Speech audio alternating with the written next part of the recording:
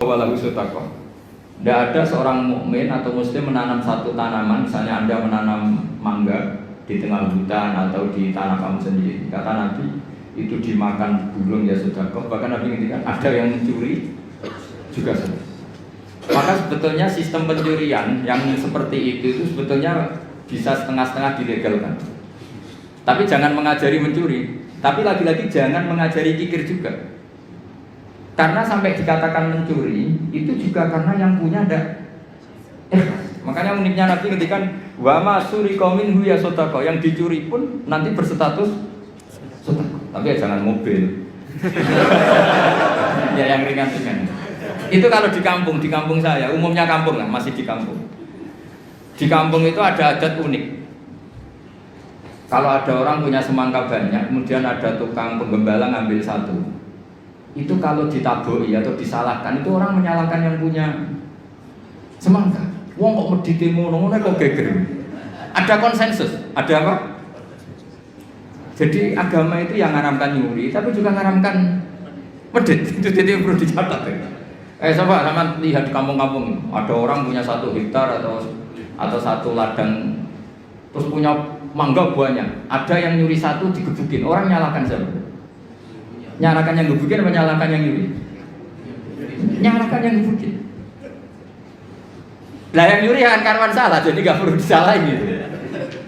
Tapi yang jelas Nabi ngendikan kalau ada orang punya tanaman kemudian dimakan hewan atau dicuri, bahasanya Nabi masih suriko, maka itu menjadi sedekahnya dia. Nah kemudian di fikih itu ada bab yang agak sensitif, namanya ulima ridho. Ulima ridho itu nggak pamit, tapi kira-kira yang punya pasti boleh, itu boleh. Wah kalau enggak semua dosen, semua kiai, semua santri pernah nyuri kalau itu. Karena gini, misalnya saya akrab, ya saya misalnya akrab sama seseorang, pas di kamar mandi misalnya. Terus saya pakai HP-nya karena penting tak pakai handphone. Itu nyuri apa pinjam? Enggak, jawab saja. Nyuri apa pinjam? Nyuri enggak pamit. Tapi kalau dikatakan nyuri, nemen wong akrab gitu kok gitu aja kok. Parah lagi kalau kamu marung, itu di fikih itu mesti nyuri semua. Coba kamu ke warung, terus ada gedang goreng di situ kamu makan. Coba itu apa? Nyuri apa enggak? Dikatakan nyuri itu di depan umum. Dikatakan beli wong belum kamu bayar. Dikatakan tamu wong itu warung kok tamu. Jadi di fikih itu didiskusikan seperti itu. Nah, kalau dikatakan ya coba itu status kamu makan itu apa coba? Ketika Anda makan statusnya apa? Nyuri kan, kalau kebetulan bakulnya pas ke dalam. Loh nyatanya ada yang nyuri juga, habis 3 bilang 2. Coba seperti itu. Nah di fikih itu sampai jadi debat itu, jadi perdebatan seru itu. Namanya bek mu'atoh. Fikih itu bakas bek apa? Mu'atoh. Bek mu'atoh itu tidak ada ijab qabul, tapi secara adat seperti itu. Ya saya ulang lagi, gak ada ijab qabul, tapi secara adat seperti itu. Akhirnya kita ngambil gedang goreng sampai 5. Nanti kelihatan nggak benernya begini, kita punya asumsi, punya estimasi harganya per 1 itu 1.000. Ternyata sama bakulnya bilang 5 berarti misalnya 10.000 apa? Kita akan estimasinya 1.000, ternyata diregani 2.000. Kita akan kaget. Jadi lalu pertanyaannya, fikih itu menjawab, lalu yang kita ikuti dengan jadi hakim itu kata baik penjual apa pembeli? Kita harus sepakat pembeli karena dia yang punya. Dan kamu tidak dimasukkan jual beli tapi ifsad, merusak harta orang lain tidak pamit, maka kamu diberi sanksi, harganya mahal. Jadi sebenarnya kalau di fikih adek kan penjualnya bilang harganya 100.000, itu di hakim harus menang yang penjual. Karena kamu merusak harta orang lain tanpa pamit. Jadi akadnya bukan jual beli tapi merusak hak orang lain. Maka itu kalau di persidangan dimenangkan penjual karena pemilik. Ya terserah saya, yang punya saya. Mau apa kalau kamu? Kamu aja selonang-selonong apa? Makan yang nyuruh. Makanya saya pernah kenal sama Kiai Jawa Timur, itu orangnya khusyuk. Itu kalau marung itu sampai bakalnya mantel. Teman saya mondok. Bu, ini gedang goreng begini pinten. 1.000 dek, nggih niki dibayari 1.000 baru dimakan. Masih di tempat itu dia kepengen lagi, akad lagi. Bu, ini pinten. Ini tela goreng harganya pinten 1.500 dibayar lagi. Saking ininya akadnya itu jelas. Lama-lama anak itu tiap marung, dia aja marung rene ngel-ngel wong. Jadi kadang orang bener itu yang repotno gitu. Orang bener itu kadang yang repotno, tapi itu memang bener betul. Nah, makanya di fikih itu ada bab namanya bab olimarito. Di kampung itu kalau ada orang punya semangka 1 hektar atau punya pohon mangga, kok orang ngambil satu pamit itu mesti dimarahin kalau orangnya dermawan. Cung ngono ya kok kena butuh yang berjubuk. Makanya saya katakan nyolong ya haram, tapi medit juga. Ya itu aja Gus, nggak usah tuh. Berarti Gus Pak ngalautan nyolong ya enggak? Kamu itu enggak nyimpulkan sekacau itu ya enggak seperti itu. Tapi ini saya hanya maknani hadis. Kenapa Nabi ngendikan wa masuri qaumin husotako, yang dicuri pun berstatus sedekah, karena bahasa nyuri itu bahasa yang sudah ngekot. Dikatakan nyuri karena nyatanya tidak pamit. Dikatakan sedekah nyatanya yang punya ikhlas. Ini kan dua bahasa paradok. Wong nyuri kok distatuskan sedekah. Dari definisi nyuri ya memang nyuri enggak pamit. Tapi dari nyatanya halal karena yang punya ridho namanya sedekah. Kamu milih mana? Bahasa nyuri apa sedekah? Ya nyurinya ya ada. Sedekahnya juga ada. Ini jelas, ini hadis sahih. Wa ma surika minhu sedekah. Terus wa ma akalas sabu fa wala sedekah. Misalnya yang makan itu burung atau apa ya juga jadi sedekahnya dia. Makanya di fikih bab paling sulit namanya bab mu'athah. Itu perdebatan Imam Syafi'i dan Abu Hanifah. Mu'athah itu adalah satu akad jual beli yang ditentukan oleh adat. Tidak ada ijab kabul. Ya itu tadi kayak orang marun tadi. Orang marun lalu makan gedang goreng itu statusnya apa? Atau naik bis. Sama kan nggak pernah kepikiran, karena sama nggak pernah mengkaji fikih serius. Yang kepikiran ya kita ini yang mengkaji fikih. Coba saya naik bis, biasanya saya kalau dari Jogja sering bis dari Semarang sampai Pandangan, sampai rumah saya itu Pandangan 4 jam dari Semarang. Jadi kalau saya ngajar ke sini itu 8 jam. Jadi kalau sampai Anda pintar ya kebangetan 8 jam. Coba sampai sekarang misalnya saya mau ke Jakarta, ada bis tak stop, berhenti kan, terus saya naik.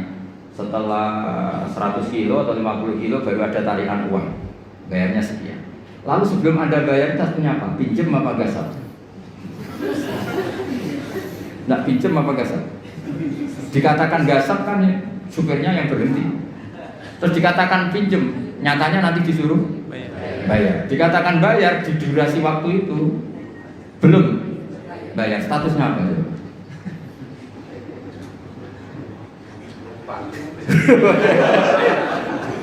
Lah kalau numpang begini, pas 50 kilo sebelum ditarik kondektor kamu turun. Jadi fikih itu punya sekian PR. Makanya di fikih itu mau tidak mau harus ada babun. Bab bagaimana transaksi sing ulima ridho, tidak ada akad yang verbal maupun eksplisit, tapi sudah diketahui kali itu pasti ridho. Ya kayak tadi, namanya bagol, ada orang makan gedang goreng itu ya seneng karena dianggap aset, dianggap kepayan orang Jawa. Tapi yang makan ini masalahnya punya estimasi, yang mulai masalah kan punya estimasi.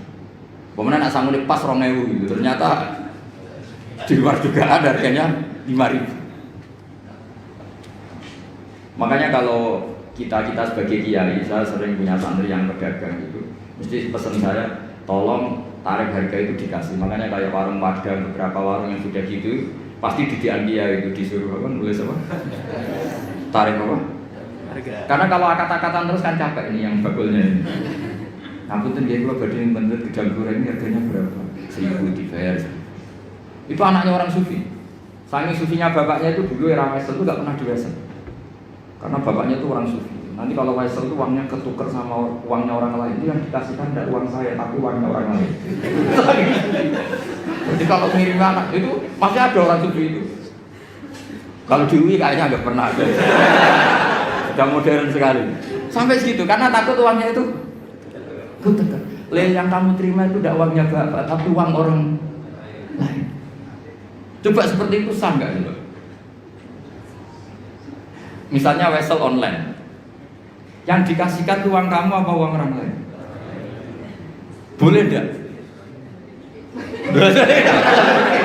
Itu kalau menurut teori profesional kan nggak boleh. Mau miliknya orang lain kok di.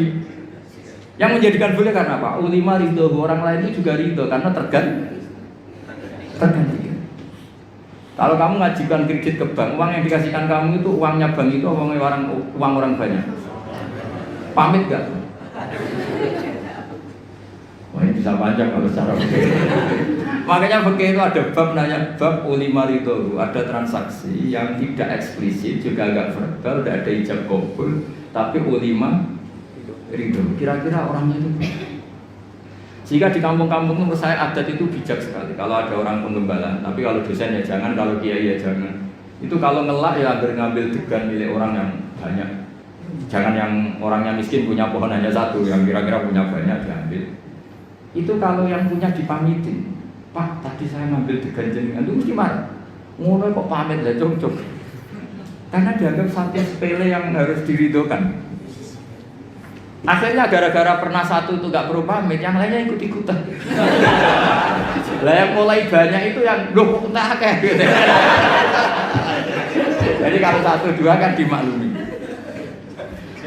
Makanya kalau di dunia kiai, ini kisah nyata ya. Ini bukan anekdot kisahnya. Ada kiai sufi. Kebetulan ini saya kenal orang ini karena masih keluarga. Orangnya sufi sekali. Itu punya pondok, pondoknya itu model pondok yang berkah gitu. Yang nyantri orang-orang Madura. Itu kalau ayamnya kiainya makan, itu kalau santri makan kan di Nampanan. Itu Pak Rektor tahu karena pernah mondok. Di Nampanan Pak Rektor. Pak Rektor itu temennya itu murid saya. Ngajinya di Kudus. Itu dulu pakai nampan. Itu ayamnya datang ke Pak Rektor itu nggak berani berusaha karena ayamnya kiai. Padahal sudah dinampan tinggal makan. Ya semuanya nunggu. Wah, ayamnya dapet, dihabisin aja. Kiainya tahu karena kiainya orang sufi terus bikin gini. Ya wes dong, nak ayam saya makan makanan kamu halal. Seneng. Terus digasang sama santri-santri. Jadi kalau jam makan disengajakan gitu biar ayamnya pada datang terus ditutup disembelih. Maka kebaikan itu kadang punya efek keburukan tadi. Satu orang dikasih ridho, ya sudah tuh degan satu nggak apa-apa, semuanya ikut. Karena ngasih tahu ternyata Pak Kaji itu nggak apa-apa, kalau mau ngambil aja. Singkat cerita suatu saat yang makan itu bukan ayam tapi kambing. Akhirnya pikirannya santri tadi itu masuk ilmu yang definisi yang pertama, berarti halal juga. Disembelih, kambing bukan ayam lagi, ini sudah kambing. Nah setelah kambingnya hilang Pak Yai tadi mau ngaji gini, beliau datang ke majelis tapi tidak ngomong sama sekali. Kelihatan emosi, menahan emosi. Santri diem semua, takut semua. Terus ada santri cerdas, ini sudah di majelis kok tidak ngajar, nggak ngomong, nggak marah tapi cuma diem aja. Ngempet emosi, wal kadhimin al itu kira-kira. Yang di belakang tahu ini pasti urusan kambing. Yai, jangan marah karena kambing ya. Kiainya ya cerdas langsung bilang, yo kegedean aja. Maksudnya itu. Jadi yang belakang itu langsung bilang, Yai katanya yang makan makanannya santri itu halal. Nah kambing Pak Kiai makan makanan santri maka halal. Yo nak pedes kegedean aja. Kalau kambing itu ya kebesaran itu maksudnya. Nah cerita di kampung juga seperti itu. Ketika satu degan itu dimaklumi, orang itu kadang ngambil 10 dijual. Oh, itu kebanyakan ya berarti. Nah makanya di fikih itu hebat. Makanya Imam Abu Hanifah mengesahkan beul mu'atoh. Mu'atoh itu ulung-ulungan. Jadi tidak ada akad. Makanya kalau seperti penjualan online atau yang pakai apa terus uang ngambil sendiri, ngambil kembalian sendiri, itu repot kita sah. Makanya fikih menyediakan banyak jualan yang seperti di kampus-kampus seperti SD. Kalau bapaknya pas pulang, anak ngambil sendiri, nanti ngambil susu kembalian sendiri. Itu menurut Abu Hanifah sah, dimasukkan bab mu'atoh, melebu berdefinisi ulima ridho. Karena kalau kita sebagai teman akrab, misalnya di kamar mandi dicocok-cocok, aku pinjam HP-nya, mesti tersinggung ngono ae kok. Paham, pinjam pulpen. Sebenarnya pinjam pulpen itu haram. Yang namanya pinjam itu sesuatunya utuh. Kalau pinjam pulpen kalau enggak itu mansinya. Pinjem HP, pulsanya kalong kan. Kalau nurutin gitu, wah kita dosa terus. Mau pinjem kok ada yang apa? Berkurang. Definisi isti'arah atau arah itu maaf bakoi ini sesuatunya masih utuh. Coba saya pinjem mau ke kamar belakang, airnya terkapur, terkurangi enggak? Tapi masa redaksi, saya pinjem kamar mandinya, minta airnya. Itu kok pasti saya berbuat tersinggung. Kok segitunya itu? Maka lagi-lagi tadi nyolong ya tetap haram, tapi medit. Jadi kira-kira kalau Nabi masih sugeng, kok ada orang nyolong pelem, cuma nyolong. Tapi kalau yang punya marah, cuma medit, kira-kira gitu. Jadi nasihatnya kira-kira gitu.